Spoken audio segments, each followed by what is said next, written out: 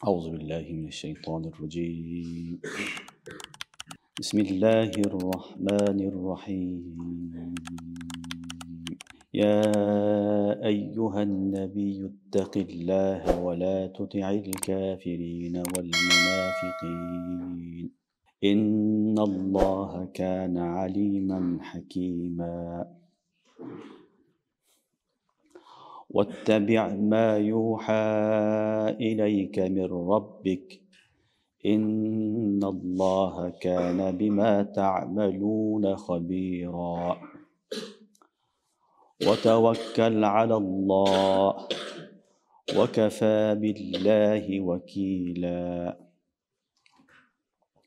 ما جعل الله لرجل من قلبين في جوفه وما جعل أزواجكم اللائي تظاهرون منهن أمهاتكم وما جعل أدعياءكم أبناءكم ذلكم قولكم بأفواهكم والله يقول الحق وهو يهدي السبيل. ادعوهم لآبائهم هو أقسط عند الله فإن لم تعلموا آباءهم فإخوانكم في الدين ومواليكم وليس عليكم جناح فيما أخطأتم به ولكن ما تعمدت قلوبكم وكان الله غفورا رحيما. آمنت بالله صدق الله العظيم.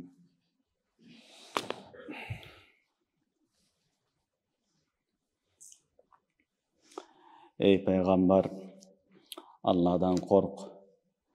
Jana kafirlarga, münafıklarga ergeşip başıybe. Elbette Allah Teala bilүүчү jana hakim zat. Jana Rabbinden kelgen wahiyni erişigin. Elbette Allah Teala kılgan işingerdin barıdan kabardar. Jana Allah'a tevekkül kıl. Al jetişerlik vakil. Allah Teala hiçbir adamdın kökürögüne eki jürek kılganын jaratkan emes. Jana seler enеңерге окшоткон аялдарыңар энеңер болуп калбайт. Жана силердин бакма балдарыңар силердин балдарыңар сыяктуу эмес. Ал өзүңөрдүн оозуңардан чыккан сөздөр гана. Аллах хакты айтат, ал туура жолду көрсөтөт. Аларды өздөрүнүн аталарга айтып, алардын өздөрүнүн атасына айтып чакыргыла. Мына ушундай кылышлык Аллахтын астындагы эң туура жол. Эгерде алардын аталарын билбесеңер, анда алар силердин диндеги бир тууганыңар жана досторуңар. Эгер хата кылып күнөө кылган болсоңор, силерге күнөө жок. Бирок атайлап кылсаңар, анда күнөө көрсөңөр. Аллах Таала кечиримдүү, боорукер. Бул Ахзаб сурасы. Ахзаб сүрөсүнүн башындагы 5 аят. Биз өткөн сабакта алхамдулилла суратул сажданы бүттүк. Эми бүгүн суратул Ахзабты баштадык. Суратул Ахзаб бул мадани сүрөлөргө кирет. Мадани сүрөлөрдүн бирөөсү 73 аяттан турат. Кур'ан-ы Каримдеги ошол сажда сүрөсүнөн кийинки аят түшүүчү эрежеси боюнча 90-сүрө. Түшүш тартиби боюнча 90 түшкөн, Мадинада түшкөн сүрөлөргө кирет. Ахзаб сүрөсү бул мадания болгон себептүү көптөгөн ахкамдарды өзүнүн ичине камтыйт. Madani сүрөлөрдө Аллах субханаху ва таала көбүнчө өкүмдөрдү баяндайт. Ошол өкүмдөрдүн көпчүлүгү Кур'ан-ы Каримде Мадани сүрөдө башталат, өзгөчө мына ушул Суратул Ахзабда, Суратул Бакарада, Суратул Нурда буларда Аллах субханаху ва таала көптөгөн өкүмдөрдү багыштаган, айткан, баяндаган. Ошолордун бирөөсү Суратул Ахзаб. Суратул Ахзаб менен сажданын ортосундагы байланыш Суратул Сажданын аягында Аллах субханаху ва таала «Ва'риз анхум вантазир иннахум мунтазирун» дегенде. Алардан баш тарткын, алар да ахиретти күтөт, сен да күткүн деген аят менен сүрө бүткөн. Эми Аллах субханаху ва таала кийинки аятта эле хитап кылып «Я айюхан наби иттакилла ва ла тут'ил кафирин вал мунафикин» деп Пайғамбарыбыз саллаллаху алейхи вассалам хитап кылып атат. Бетте күт деди эле, эми айтып атат: "Эй пайгамбар, сен Алладан корккун кафирларга, мунафиктерге баш ийбегин" деп Аллах субханаху ва таала хитап кылып кайрылды. Бул биринчи өкөндөн исбат. Экинчиси Суратул Саждада негизинен Аллах субханаху ва таала Куранды баяндаган. Куран китебин баяндаган. Бул Суратул Ахзабта Сахибул Куран, яни Расулуллах саллаллаху алейхи ва саллам баяндайт. Пайгамбарыбыз саллаллаху алейхи ва салламды баяндайт. Пайгамбарыбыздын кадыр баркы, даражасы, адеби, пайгамбар менен кандай мамиле кылыш керек, ушулардын бүт бардыгыны Куран-ы Керимде Суратул Ахзабта Аллах субханаху ва таала баяндайт. Ошон үчүн бул сүрөт муашарага тиешелүү сүрөт. Сүрөлөр кирет, биздин жашоо муашарада кандай болуш керек, пайгамбар менен кандай мамиледе болуш керек, жана жөнөкөй адам менен кандай мамиледе болуш керек, буларды дагы өзгөрткөн сүрө мына ушул Суратул Ахзаб болот. Суратул Ахзаб деген сүрөнүн аты Ахзаб болуп аталып калганы, бу жерде Ахзаб окуясы келет. Ахзаб деген хисб деген маанасы жам деген. Жамаат деген сөз, Ахзаб жамааттар деген маананы берилет. Bunun sebebi 5. Hicri'de Peygamberimiz sallallahu aleyhi ve sellem Madine koçup bargandan keyin 5 yıl ötkenden keyin bayağı Kureyşler, başka Gitban, Yahudiler, münafıklar çoğu birigip alıp Madine'ye kol salat. Kol salıp Müslümanları çok kılavuz degen okuya olgan. Oşol okuyany Ahzab dep aytılат. Oşol okuyany Handak dep aytılат. Handak dep atalып kalgan sebebi al jolu ne kılavuz degende Peygamber maşgula kılganda Salman Farsi radhiyallahu anhu Handak kazabız degen, akop kazabız degen. Madine'nin aylantasını büt barın joldoru kazıp anan uruşabız degen maşgula berilgen. Oşonun üçün bunu Handak dep aytılат. Bir atı Suratul Handak dagı cihattın atı, ikincisi atı Ahzab. Ahzab degeni büt bardığı kafirlardan büt barı toptolup ahırı küçüğünü sarıftap Müslümanları çok kılavuz degen. Sebebi buga çeyin Badır'da kafirlar jengilip kalgan. Uhud'da olsa başında Müslümanlar jengilip keyin Müslümanların ahırında şahit bolup kalgan. Anan arada 2 yıl ötüp dayadık görüp 5. Hicri gelgende Ahl-i Mekke, Kureyş kafirleri, Gitban, Banu Nazir, Bani Kurayza, Banu Kaynuka, Evreyler, anan münafıklar büt barda toptolup bar küçüğünü dayardayıttagın. Uşul ahırgı bizim uruş, uşu menen Müslümanlar tüp tamırdan çok kılavuz. Bular bizge keregi жоқ деген, bulardı kattуу dayardığı bolgan. Kişinekey Madina Munawwara kişinekey bir ayıl bolgan. Kişinekey ayıldı biz büt barız toptolup çok kılavuz degen kelişimge kelgen uçur bolgan. Mına uşul uçurudagı okuyanı Allah subhanahu wa taala Suratul Ahzab'da bayandagan. İnşallah okuyubuz. Ошон үчүн бул сүрөнүн атыны Suratul Ahzab деп аталат. Түшүнүңөрбү? Бунда Allah subhanahu wa taala көптөгөн өкүмдөрдү айтат. Birinci ayette Allah subhanahu wa taala ya eyyuhan nabi ittaqillah. Ya eyyuhan nabi. Ey peygamber, ya eyyuhar rasul dep kayırıldı. Allah subhanahu wa taala Kur'an-ı Kerim'de Peygamberimiz sallallahu aleyhi ve sellem'e ar daim kayırılganda, hitap kılıp kayırılganda atını atagan emes. Ta'zimen li şa'nihi. Peygamberimiz hurmatını orduna koyup Allah subhanahu wa taala hiç kaçan ya Muhammed dep kayırılgan emes. Bir de ayet yok ya Muhammed degen. Büt ayetlerden bardığı ya eyyuhan nabi, ya eyyuhar rasul, ya eyyuhal muddessir, ya eyyuhal muzammil. Büt bardığı Allah subhanahu wa taala Peygamberimiz sallallahu aleyhi ve sellem'e ne hitap kılgan laqabı menen kayırılgan. Bul Kur'an özü talim berip atat. Peygamber sallallahu aleyhi ve sellem başka adamlar siyahtı emes. Peygamberge kayırılganda ne dep kayırış gerek? Ya eyyuhar rasul, ya eyyuhan nabi, ya nabiyallah, ya rasulallah, ya habiballah degen sözler menen peygamberdi esteş gerek, çakırış gerek. Başka söz menen atını atagan bolbaydı. Atını atap peygamberdi Muhammed dep kayırılуу bu adepsizlik. Muna ошол adepti ürgötүү üçün Allah subhanahu wa taala Kur'an-ı Kerim'de büt bardığında ya eyyuhan nabi dep kayırılgan. Bul jerde dagı ya eyyuhan nabi dep Rasulullah sallallahu aleyhi ve sellem'e kayırıldı. Albatta Kur'an-ı Kerim'de Peygamber sallallahu aleyhi ve sellem atı kelgen. Biroq hitap türünde kelgen emas. Bir hakikatni aytish üçün kelgen. Muhammedun Rasulullah ve ma Muhammedun illa Rasul qad khalat min qablihi rusul ila ahirihi ayet. Bularda Peygamberin hakikatini bildiriş üçün gara Muhammed degen atını atagan. Biroq kayırılganda ya Musa, ya İsa, ya Yahya, ya Nuh, ya Adam degen söz bilen kayırılgan emas. Kalgan peygamberlerin büt bardığını atını atap Анан Аллах субханала таала өкүмүн берген. Бирок Расулуллах саллаллаху алейхи ва саллям сеййидул аввалин вал ахирин. Адам баласынын эң чоң мырзасы, эң сайиди болгон үчүн Аллах субханала таала ошону эске алып Кур'ан-ы Керимде я айюхан наби, я айюхар расул деп кайрылган. Ошон үчүн пайгамбарды кайрылганда сахабалар дагы эч качан я Мухаммад деп кайрылган эмес. Анча мынча эле бадави адам келип кайрылып калбаса, негизги пайгамбарга жакын адамдар, сахабалар я Расулаллах, я Набияллах, я Хабибаллах деген сөз менен гана кайрылган. Мындай кайрылыш керек экендигини Кур'ан-ы Керимде Аллах Таала өзү айткан. Кур'ан-ы Керимде Аллах Таала айтат: "Ла таж'алу ду'a расул байнакум каду'a бa'дукум бa'д."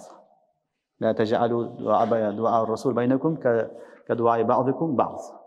Пайгамбарга кайрылганда бириңер кайрылгандай кайрылбагыла деген. Мисалы, я Заид, ey Абдулла, Эркабай, Серкабай, Балтабай, Тешабай деп айтабыз да бирөө атын.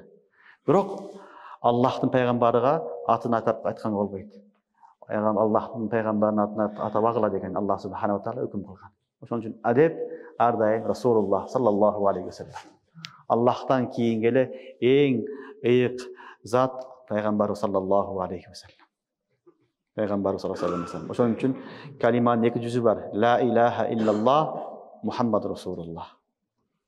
Мухаммад Расулуллах деп этикад кылсак, ушул хакыйкат болот. Пайгамбарды жөнөкөй эле бир адам сыяктуу деп ойлоп калсак, анда болбой калат. Ошон үчүн пайгамбар саллаллаху алейхи ва саллям жөнөкөй инсан эмес, Аллахтын сүйүктүү бендеси, Аллахтын махбубу. Ошон үчүн пайгамбарга кайрылганда я Расулаллах, я Набияллах деп кайрылыш керек. Ошонун таалимдери бар Кур'ан-ы Керимде. Кур'андын башында Аллах субханала таала я айюхан наби, эй пайгамбар, айюхан наби иттакилла ва ла тутa'ил кафирин. Алладан корккун, кафирларга эргешпегин, мунафыктарды ершибегин, башибегин. Инналлаха кана алиман хакима. Албетте Аллах билүүчү жана хаким.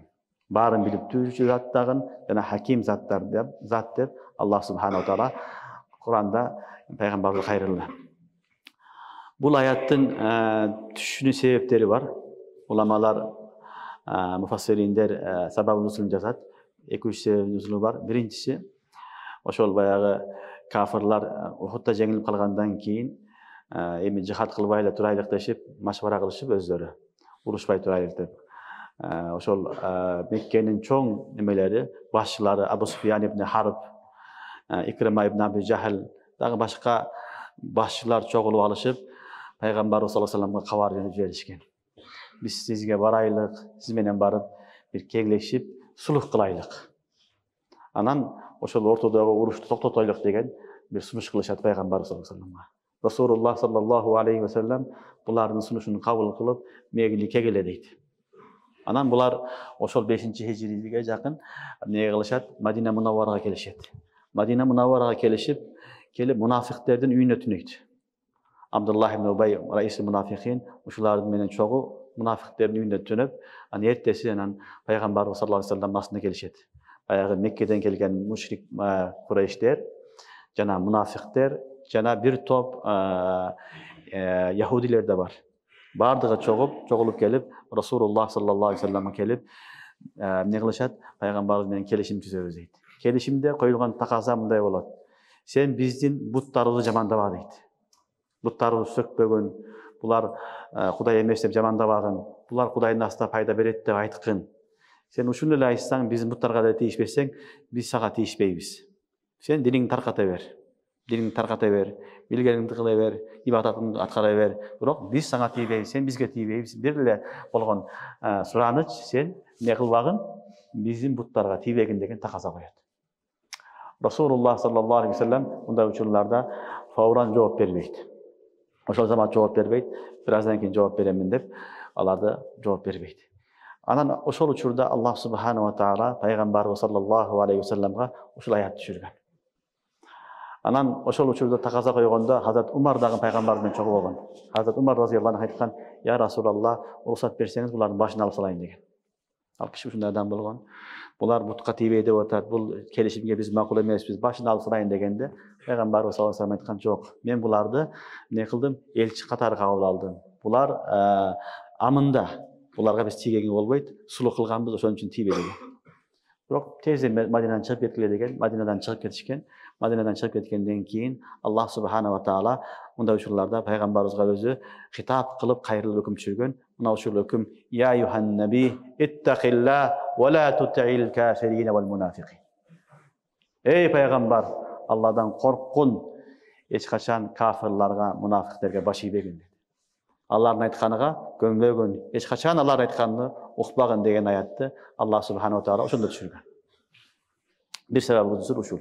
İkincisi Yahudiler kelgen, Bani Qurayza, Bani Nazir, Bani Qaynuqa degen 3 cemaat bolgon evreylerden Madinaň tegereginde. Ular Haybarga çykyp ketken bolçu. Haybardan kelip aytkan, biz seni menen kelişken geldik. Biz emi cizye berbeýiz degen. Allar cizye berip yaşaşkan. Şaturma harac. Çıkkan eginlerden jarymyny berip, jarymyny musulmanlarga berip, jarymyny özlerini jep, jan bagıp yaşaşkan. Uşunu berbeýiz, biz saňa tiýbeýiz, sen baňa tiýbe degen sunuş menen gaýrylgan ikinci bir okya bolat. Oşonda dagın Allah subhanahu wa taala uşul ayat düşürgen, ya yuhan nabi ittaqillah ve la tuti'il kafirin vel munafiqin. Ey peygamber, Allah'dan korkun, hiç kaçan kafirlarga, münafıklarga baş iýbegin degen ayatty Allah subhanahu wa taala düşürgen. Demek köptögen sebepleri bolgon, oşo sebepler menen peygamber oýlanoýun degende Allah subhanahu wa taala uşul ayat düşürgen. Birincisi ya yuhan nabi ittaqillah.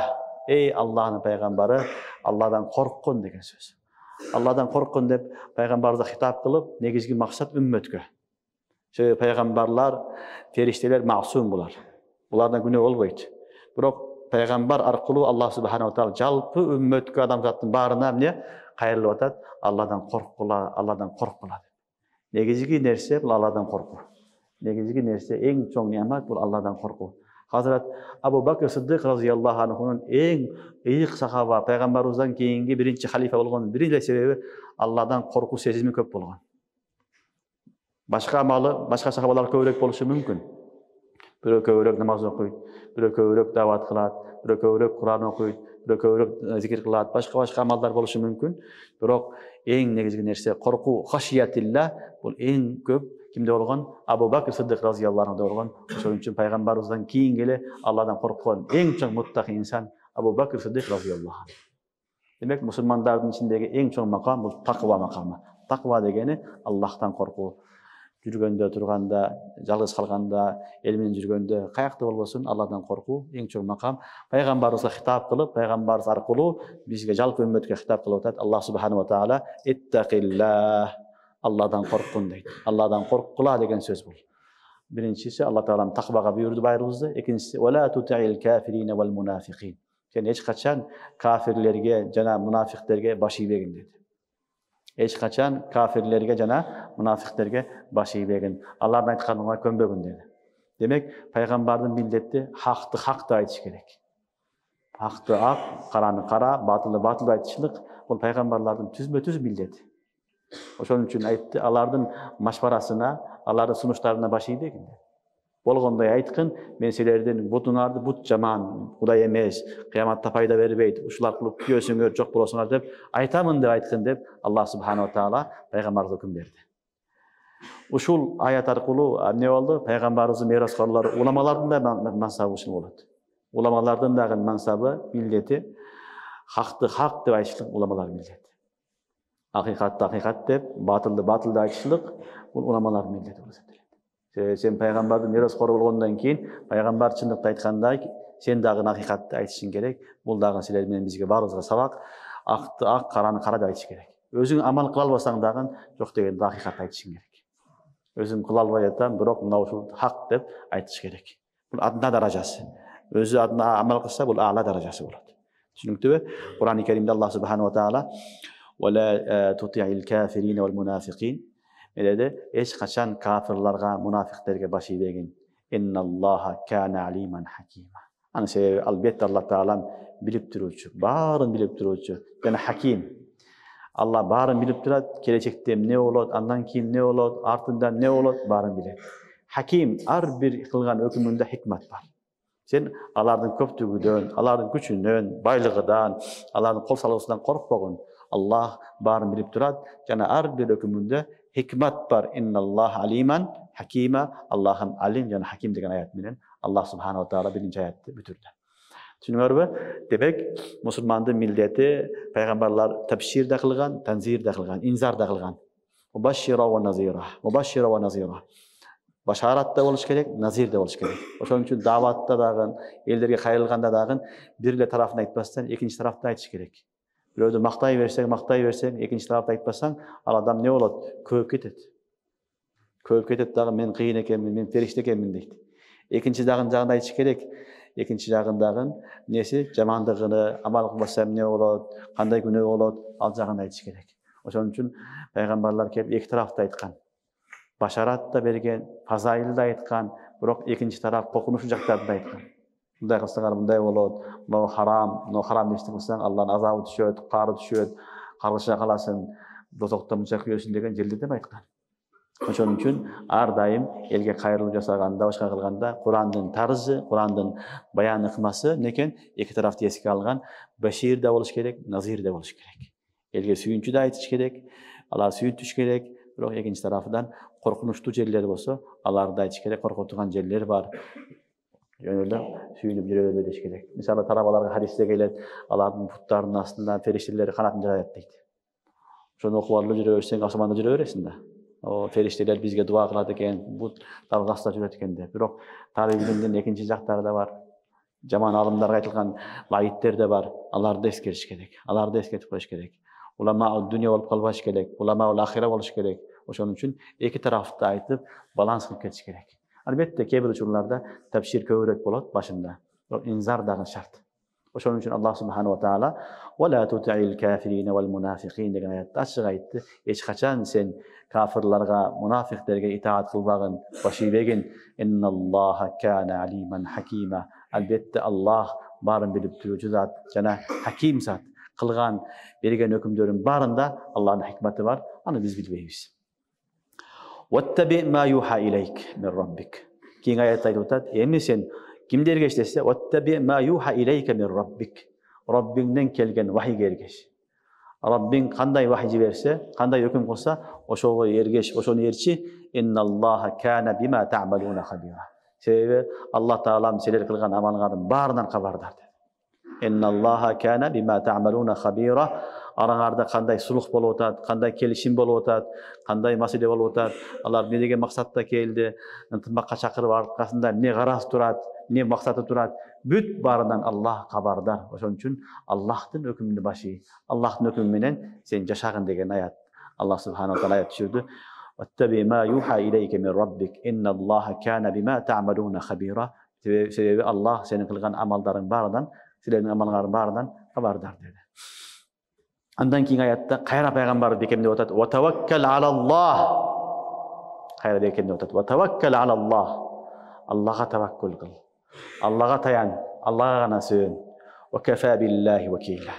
Muna uşul Allah yeterlik, vekil, sana jardamçı, sana en jakyn jardamçı uşul Allah, Allah yeterlik. Başka hiç nereye tayanma, söýünbe, Allah'a tayan, Allah'a söýün degen ayat. "Ve tevekkel alallah." Demek Allah subhanahu wa taala Peygamber sallallahu aleyhi ve sellem'ga hitap kılıp tevekkülge hüküm berip atat. Tevekkül degeni Allah Taala'ga söýünүү, Allah'a tayanуу. Bizim söýüngönübüz, tayanganybız, işengenimiz Allah. Bir gana Allah'a işenebиz. Asbaplarga işenmeýiz. Asbaplarga işenmeýiz degeni ala taşlap koýboýbuz. Alарды koldanabız, paýdalanabız. Birok bizin işenibimiz, toluk işenim nede bolat? Allah'ta bolat. Muna şunu tevekkül deydi. Rasulullah sallallahu aleyhi ve sellem'den bir kelip sorak, "Ya Rasulullah, töönü baylap tevekkül kılayımby? Je baylabayla koyup jibirip tevekkül kılayımby?" degende Peygamber, "Aqilha, summa tevekkel alallah." degen. Baylap keyin Allah'a taştagın degen. Allah'a söýüngün degen. Baylap koydun, emi uşul jipke, arkanga işenbe. Kim? Allah saktayt dep Allah'a emi işengen. Oşon üçin İslam dininde tevekkül degende büt barın taşlap koyup anan Hudaý Taala'nın aldyga bar Hudaýdan bulutda jatyp al degen söz emes. Bugün köpçülük adamlar tevekküldün manasyny toora emes düşünöt. Tarkul asbab, sebeplerini büt barın taşlap koyuwdu tevekkül dep düşünöt, андай emes. Tevekkül degen sebep ihtiyar kılasın, birok sebepke emes, Allah'a tayanasın. Allah'dan bolat deysin. Mına uşul ne tevekkül. Misal orup kaldın, Ооруп калсаң, дары-дармек ичүү шариатта уруксат. Балким сүннат тарика, тадавау хадисте келет. Бирок ичип аткан дарыңа сөөнбөйсүн. Bir Allah'ın mahluku. Allah'a söylüyorsun. Allah'ım sen uşuğa sebep kılgan bolsang, şifa beresin, şifa berүүчү sensin. Men birok sebep ihtiyar kılıp dары içip atam deysin. Mına bul tawakkul деп айтылат. Анан дары ичпей эле жата берип, Алла Таалам өзүң не кылып ал, мени сакайтып кой десе, бул хилаф сунна, хилаф тарика. Allah kadir zat. Бирок Аллах Субханаху Таала бул дүйнөнү дарул асбаб кылган үчүн ал жерде себеп ихтияр кылганга чакырат. Түшүнүктүүбү? Себеп ихтияр кылганга чакырат. Oşun için ve tevekkül alallah degen ayetten bilindi. Allah'a tevekkül degenden bilindi. Jönele yatıp alıp Allah Taalam beret, özü rızkı beret, özü şifa beret dep yatpastан rızkını dagın sebeplerini ihtiyar kılış gerek. İhtiyar kılıp oşol sebepke işenbeysin, Allah'a işenesin. Allah'a işenesin. Mına oşunu ne dep aytılат eken? Tevekkül dep aytılат. Tevekkül degen söz Allah Subhanahu wa Taala'ga işenүү, asbapты ihtiyar kılıp işenim asbapka emes, Allah'a bolsa, mına oşun tevekkül. Анан таштап кое берип жатып алып, же болсом жарга барып, мынага чыгып алып, таштай берип, Кудай сактайт мени десең, акмакчылык. Ал таваккул эмес, бул акмакчылык. Аллах сактайт, кадыр, бирок сен Кудай сынаба. Кудай сени сынайт.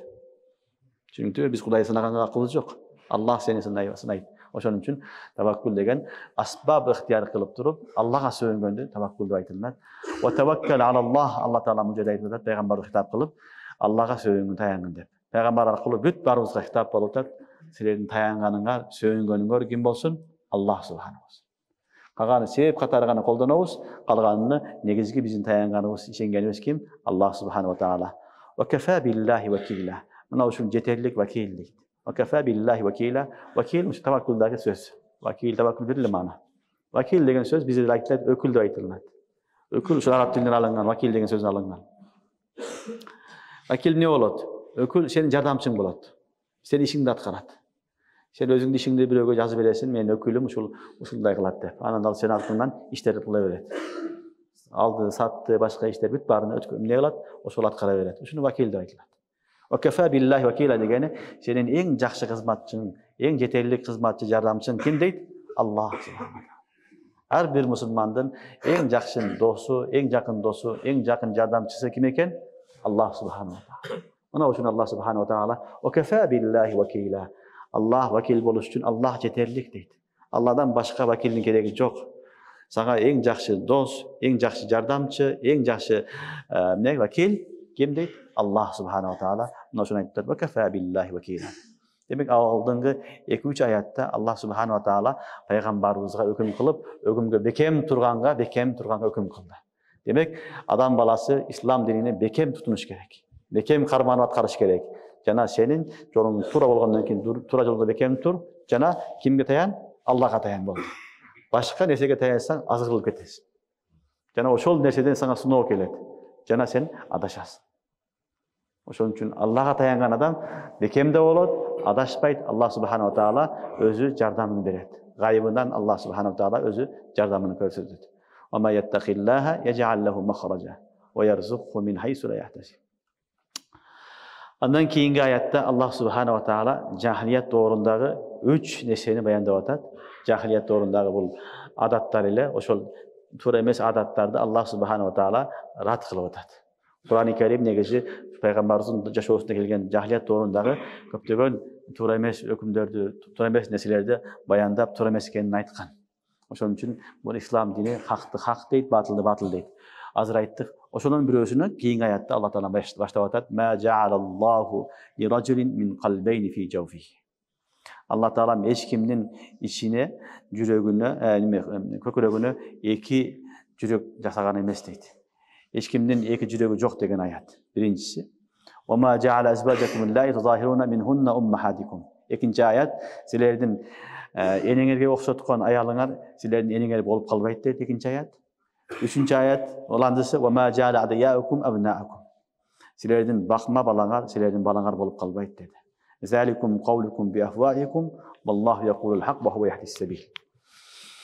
Cahiliyet doğrunda Araplarda bir adamды жамандагысы келсе, же мактагысы келсе, bunun 2 жүрөгү бар деген сөз колдонот эле. 2 жүрөгү бар деген сөз буларда кээде мазаммат болгон, кейде мактоо мадах болгон. Мисалы bir адамды заки экен, өтө зиректүү экен десе, бунун эки жүрөгү бар дейт эле. Биз бир жүрөк менен ойлонсок, ал эки жүрөк менен ойлонот. Ошон үчүн бул өтө тез адам, өтө акылдуу, фарасаттуу адам деген мааниде колдонот эле. Же болбосо кейде мазаммат маанасында, жамандоо маанасында бул адамдын эки жүрөгү бар дейт эле. Эки жүрөгү бар дегени бул адам кейде мусулмандар менен бирге, кейде мунафыктар менен бирге. Бул эки жүздүү деген маананын бир түрү. Түшүнүңөрбү? Кейде жакшылар менен бирге, кейде жамандар менен бирге. Булар жакта жүрө берет. Анын эки жүрөгү бар. Кейде буларды сүйөт, кейде буларды сүйөт. Эки тараптуу жүрө берет деген жамандоо маанасында дагы колдонот эле. Түшүнүңөрбү? Аллах субханаху ва таала булардын ушул акыйдасынын түшүнүгүнү эмне кылды? Рат кылды. Буну рат кылыштын кажеттиги жок эди негизинен. Себеби буну шарият айтпаса деле дүйнөдүн баардык адамдар акылы менен билет, тип окуган бүт баары билет. Эч бир адамда эки жүрөк болбойт. Медицинада окуган адамды бүт баары билет, шарият айтпаса деле билет, эч кимде эки жүрөк болбойт. Аллах субханаху ва таала адам баласыны көптөгөн мүчөлөрүн экиден жараткан. Эки колубуз бар, эки бутубуз бар, эки кулагыбыз бар, эки көзүбүз бар. Бирок жүрөк ушундай нерсе, ал бир эле болот. Ал бир эле болот. Адам затынын бүт баарында, махлуктун баарында эле бир эле жүрөк болот. Ошон үчүн аулиялар айтат, Аллах достору айтат, жүрөк бир эле, бир гана Аллага дейт. Бул жерде жүрөктө бир гана Алланын мухаббаты болуш керек, башка мухаббат болбош керек. Ал өзү бир эле жүрөк болсо, аны дагы бирөөгө берип койсоң, Аллага эмне калды? Ошон үчүн бир жалгыз жүрөк, бир гана Аллах субханаху таала болуш керек дейт. Кыскасы булар ушинтип эмне кылат эле, бир адамдын баласынын эки жүрөгү болот деген сөз айтат эле. Кээ бир учурларда пайгамбарыбызга дагы ушуну айтышат эле. Кээ бир аяттарда келет, пайгамбарыбызга дагы пайгамбарыбызды келе жамандап, эки жүрөгү бар, же болбосо мактап, эки жүрөгү бар деген мааниде колдонгон учурлар болгон. Аллах субханаху ва таала ушулардын түшүнүгүнү четке кагып айтып атат: "Ма жаалаллаху ли ражулин мин қалбейни фи жауфихи." Эч бир адамдын ичинде, анын көкүрөгүндө эки жүрөк болбойт деди. Алла антип жараткан эмес. Ар бир адамдын, пайгамбар болсо дагы, жөнөкөй инсан болсо дагы, ким болсо дагы, алардын баардыгынын ичинде бир эле жүрөк болот. Эки жүрөк болушу мүмкүн эмес деди. Бирок негизги Алла таала рат кылаткан нерсе кийинки аят, кийинки нерселер. Бирок муну тамхид катары, мукаддима катары айтты. Андан кийин "Ва ма жаала азважакум аллати тузахируна минхунна уммахатикум." Силер зихар кылган энеңерге окшоткон аялдар силердин энеңер болуп калбайт деди. Аялыңар энеңер болуп калбайт деди. Арабтарда илгери зихар деген маселе болгон. Анти алейка захри умми деген сөз бар. Муну талабалар билет. Мынабы фикхте окусаңар, китабы талакта, китабы зихар деген бар. Окугансыңарбы? Ал жерде келет ме деп, анти алейка захри умми десе, ал энесине окшоткон болсо, не болуп харам болуп калат. Арабтарда аял менен урушуп калып, аялыны түбөлүккө харам кылгысы келсе, ушул сөздү колдонгон жахилият доорунда. Анти алейка захри умми. Сен менин энемдин белине окшошсуң деген сөз. Эми бул сөздүн маанасы сен энем сыяктуу мага харамсың деген сөз. Мен апам сыяктуу мага харамсың деген сөз болгон. Түшүнүңөрбү? Муну зихарда айтылат. Ушул сөз менен алар эмне кылган? Аялдар харам кылган муаббада. Эч качан абади харам болгон, аны менен тааллук кылганга мүмкүн болбой калган. Кур'ан-ы Каримде Аллах субханаху таала бул жерде биринчи кыскача айтып атат: "Ва ма жаала азважакум аллати тузахируна минхунна уммахатикум." Силер зихар кылган аялдар, энеңерге окшоткон аялдарыңар силердин энеңер болуп калбайт деп Аллах субханаху таала аятта эскертти. Бул китап, бул зихар боюнча өкүм, толук өкүмүнү Аллах субханаху таала суратул Мужадалада түшүргөн. Түшүнүңөрбү? Мужадала сүрөсүндө Аллах субханаху таала зихарды өкүмүнү толугу менен баяндаган. Иншаллах ошол жерде Мужадалада окуйбуз. Ал жерде аузу биллахи минеш шейтанир ражим. Бисмиллахир рахманир рахим. Аллазина юзахируна минкум мин нисаихим ма хунна уммахатихим. In ummahatuhum illa allati waladnahum. وإنهم ليقولون منكرا من القول وزورا وإن الله غفور رحيم والذين يظاهرون من نسائهم ثم يعودون لما قالوا فتحرير رقبة من قبل يتماسى ذلكم توعظون به والله بما تعملون خبير إلى آخر الآية. Demek muzahara ayeti de gelet, mücadelede gelet, bu da halas okuyuyoruz. İslam dininde, kıskasında aytkanda, İslam dininde muzahara kılgan bolsa, özünün nikesindeki ayalını apasına, joso mahramlarına, ejesine, karındaşına bile okşatkon bolsa, şariatımızda izhar boldu dep aytılат. Бирок зихар болгондо муаббат харам болуп калбайт. Вактылуу харам болот, кафара менен не кылынат, ал жоюлат. Түшүнүңөрбү? Анын өкүмүн окуйсуңар, кафара берет, кафарадан кийин жоюлуп кетет. Ал изахардын өкүмү өзгөчө. Бул жерде Алла Таала айтып атат: "Ва ма жа'ала ад'ияакум абнаакум ва ма жа'ала азважакум аллати тузахируна минхунна уммахатикум." Демек, силердин өзүңөрдүн аялыңарды энем сыяктуу болуп калдым десең эле, энең сыяктуу болуп калбайт деди. Эне ал төрөгөн аял болот. Сени төрөгөн эне ал ошол эне сенин энең. Эч качан башка аял сенин энең болуп калбайт. Шарият ушуну эске салат. Насап аябай керектүү нерсе. Атанын насабы келип атат, азыр аякта келет. Энени айтып атат. Эч качан алмашпайт бул. Алмаштыра албайсың. Ушундай нерсе, муну Кур'ан-ы Каримде Алла Таала баса белгилеген, пайгамбарыбыз саллаллаху алейхи ва саллям белгилеген. Ошон үчүн аялыңа мен энем сыяктуу болуп калдым десең, эч качан эне болбойсуң. Албетте сүт эмизген болсо, сүт эмди эне болуп калат. Бирок хакыйкый эне эмес ал дагы. Хакыйкый эне сени төрөгөн эне. Түшүнүктүбү? Анын орду башка, башкалардын орду башка. Ошон үчүн Аллах субханаху ва таала "Ва ма жа'ала азважакум аллати тузахируна минхунна уммахатикум" деп биринчи рад кылды. Силердин өзүңөрдүн аялыңарды апаңарга окшотуп койсоңор эле, ал силердин апаңар, төрөгөн апаңар сыяктуу болуп калбайт деди. Эч качан андай болбойт. Антип айтпагыла. Ал эч качан аялың бойдон калат, апа бойдон калат, эже бойдон калат, карындашың карындаш бойдон калат. Алар өзгөрүп кетпейт. Ошондой калат деди. Андан кийин "Ва жа'ала ад'ияакум абнаакум." Жана силердин бакма балаңар силердин балаңар болуп калбайт деди. Ад'ия деген сөз, ад'ия да'юнун жамы. Да'i деген сөз араб тилинде багып алган баланы айтылат. Түшүнүңөрбү? Багып алган баланы айтылат. "Ва жа'ала ад'ияакум абнаакум." Силердин багып алган балаңар силердин балаңар болуп калбайт деди. Жахилият доорунда баланы багып алса, ошол бала өзүнүн хакыйкый насаби баласы сыяктуу болуп калган. Өзүнүн төрөлгөн баласы сыяктуу болуп калган. Ошондой мамиле кылынган. Мирас алган, нике өкүмдөрү, башка маселелер бүт бардыгында алар ошо өзүнүн баласы сыяктуу кабыл алышкан. Ислам дини буну четке кагат. Ислам дини насаби баланы өзүнүн өкүмүн айтат, багып алган баланын өкүмүн өзгөчө айтат. Ал багып алган бала эч качан сенин хакыйкый өзүңдүн никеңден төрөлгөн бала сыяктуу болбойт деген аят бар. Түшүнүңөрбү? "Ва ма жа'ала ад'ияакум абнаакум." Багып алган балаңар силердин эч качан балаңар эмес, силердин балаңар хакыйкый балаңар сыяктуу болбойт деди. Албетте ислам дининде багып алган болсо, багып алгандын соогун алат.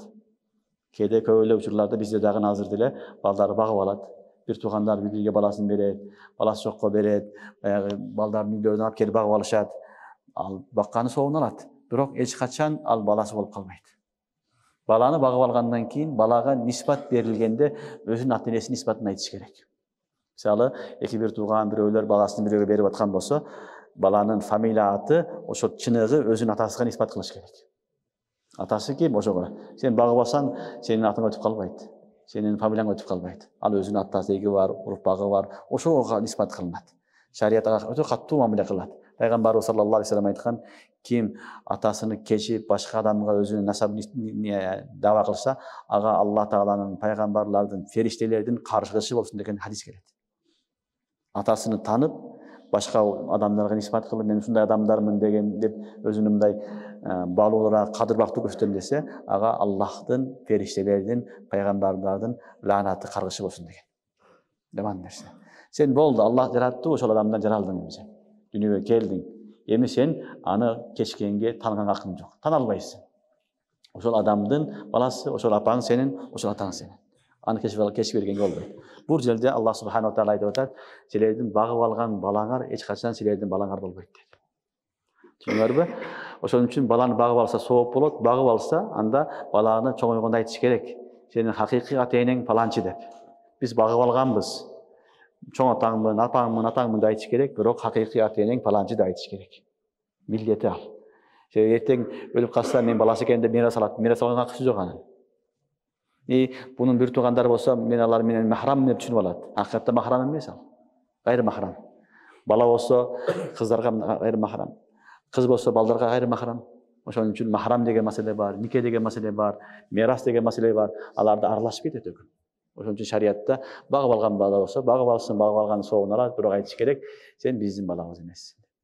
Биз сени багып алганбыз, чоңойтконбуз, ата-энең бизге берген, башка. сөз менен аны айтып түшүндүрүш керек. Бирок баласы болуп калбайт, ага баласында өкүм кылынбайт. Бул шариатта Кур'ан-ы Каримде Аллах Таала өзү баяндаган. Өзү баяндаган өкүм. Бул ушундай зарыл өкүм. Кээ бир учурда өкүмдөрдү Аллах Таала өзү баяндайт, өтө зарыл болгон себептен. Кээде пайгамбар аркылуу баяндатат. Пайгамбар саллаллаху алейхи вассалам. Бирок бул өкүмдү карасаңар, Аллах субханаху таала пайгамбарга да таштабастан өзү түзмө-түз бизге кайрылып айтып атат. Ва ма жа'ала адияакум абнаакум. Силердин баягы не багып алган балаңар силердин балаңар эмес деди. Түшүнүңөрбү?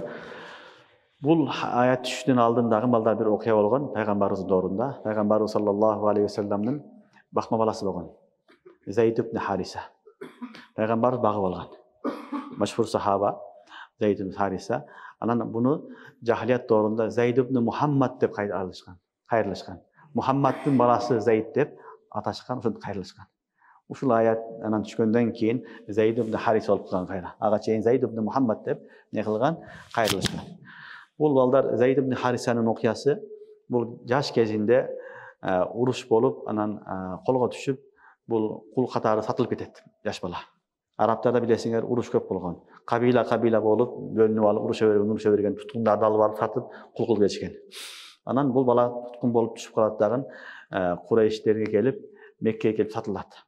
Меккеге келгенде буну Хаким ибн Хизам ибн Хувайлид Хадича энебиздин немеси, агасынын баласы сатып алат. Хадича энебиздин агасынын баласы сатып алат. Хаким ибн Хизам ибн Хувайлид сатып алат. Сатып алып туруп, базарга барса, өтө жакшы бала көрөт. Акыл эстүү, зийрек, анан түшүнүктүү бала экен деп сатып алат. Келип эжесиге Хадича энебизге айтат. Ушул баланы сатып алдым, мага жакты, акыл эстүү, фарасаттуу бала экен. Кааласаң сага беремин дейт. Сен ушуну сатып ал да кызматчы кылып ал. Жакшы бала экен, кызматыңа жарайт дейт. Анан Хадича энебиз сатып алат. Хадича бинтул Хувайлид. Хаким ибн Хизам ибн Хувайлид жана Хадича энебиз сатып алат. Сатып алгандан кийин Хадича энебиз үйлөнөт Пайгамбарыбыз саллаллаху алейхи вассалам менен чогуу. Пайгамбарыбыздын биринчи аялы ким? Хадича энебиз. Пайгамбарыбыз саллаллаху алейхи вассаламдын бүт бардык балдары Хадича энебизден. Башка аялда бир гана Мария Киптиядан Ибрахим алейхиссалам төрөлгөн, калгандары бүт бардыгы Хадича энебизден. Түшүнүңөрбү? Пайгамбарыбыздын сүйүктүү аялы Хадича энебиз бүт бардыгы балдары Пайгамбар Хадича энебизден. Эки жолу турмуш кылган аялды Пайгамбарыбыз алган. 40 жаштагы аялды 25 жашында Расулуллах саллаллаху алейхи вассалам алган. Балдары бар эле, кийин ошондой аялды алып, ошол аялдын кызматчысы болгон ким? Зайд ибн Харис. Анан Пайгамбарыбызга үйлөнгөндөн кийин Хадича энебиз Пайгамбарыбызга сунуштаган. Кааласаңыз, ушуну мен сизге кызматчы кылып берем деген. Ушул баланы сизге кызматчы кылып берем дегенде, Пайгамбарыбыз саллаллаху алейхи вассалам кабыл кылган. Кимди? Зайд ибн Харисаны. Кабыл кылган, Пайгамбардын кызматында жүргөн, өтө акыл эстүү, жакшы бала болгон Пайгамбарыбыздын жакын сахабаларынын бирөөсү. Анан бир күн Шамга барып калат. Кызмат кылып Шамга барып калат. Шамга баратканда жолдо бунун ата теги урпагы көрүп калат. Көрүп калып бирөө таанып калат. Таанып калып сурап кимсиң дегенде ана ушундай арабсыңбы, ажамсыңбы, араб, анан каяктан келдиң, ким деп анан Бани Калптан болом деп сурап ата тегин айтканда тааныйт. Анан баягы адам атасын чакырат. Балаңды таптым дейт. Балаңды таптым деп баласынын келип таанытат. Мен атаңмын, мынау бир тууганың, мынау агаң, иниң деп тааныштырат. Тааныштыргандан кийин анан мейли деп анан биз сага барабыз деп Меккеге келишет. Меккеге келип Пайгамбарыбызды таап, Пайгамбарыбыз саллаллаху алейхи вассаламга келип айтат: "Ушул биздин балабыз. Бул кул эмес, бул сатылып кетиптир. Урушта ушундай болгон экен. Ушуну бизге бер" дейт. Бер деп сунуш кылат. Пайгамбарыбыз саллаллаху алейхи вассалам балага ыктыяр берелик дейт. Балага ыктыяр берелик. Кааласа кетсин дейт. Кааласа калсын, ыктыяр балада дейт. Бала туруп айтат: "Мен кетпеймин" дейт. Субханаллах. Мен кетпеймин дейт. Ата-энесине айтат: "Мен кетпейм. Менин үчүн ушул адам, менин үчүн ата, менин үчүн бир тууган, ага ине ушул адам. Мен мындан эч жамандык көргөн жокмун. Мен кетпеймин" деп көмбө коет. Пайгамбар саллаллаху алейхи вассалам бар ата-энең келиптир деп айтса деле көмбө коет. Көмбө койгондон кийин Пайгамбар саллаллаху алейхи вассалам туруп ошондой айткан: "Бул менин балам" деген. "Мен буну Аллах үчүн азат кылдым" деген. Бул кул эмес, хур деген. Ошол вактан баштап Зайд ибн Мухаммад деген лакап алып калган. Пайгамбардын баласы, Мухаммаддын баласы деп Зайд ибн Мухаммад деген лакапка ээ болуп калган.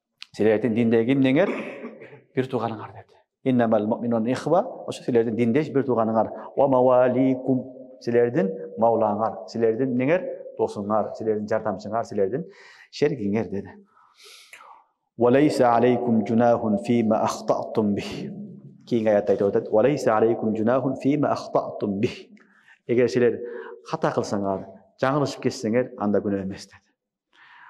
Düşünüňärmi? Emi jaňylyşyp ketip, hata kılıp, buga şeýin bilbesden balam dep jürgen bolsaň, balam dep jazyryp koýsaň, emi günah emes dedi. Birok bildiňbi? Emi sen аны aýtyşyň gerek. Bilip durup dele sen аны jaşyryp jüre berseň, anda günah körsün degen söz. Düşünüňärmi? "Wa laysa aleykum junahun fima akhta'tum bih." Bilbesden jaňylyşyp aytkan bolsaň, aytyp algan bolsaňar, anda günah emes. Birok bilgenden keyin dagı jaşyryp jüre berseňer, anda günah degen sözdü Allah subhanahu wa taala Qur'an-ı Kerimde beýandady. Demek bugünkü günde biröwler bagyp algan bolsa baldaryny, bilbedi buga şeýin hökümüni, emi bilip kalgandy, bildibi? Emi aga aýtyşlyk lazım bolat. Wajyp bolat, aýtyp goýuş gerek.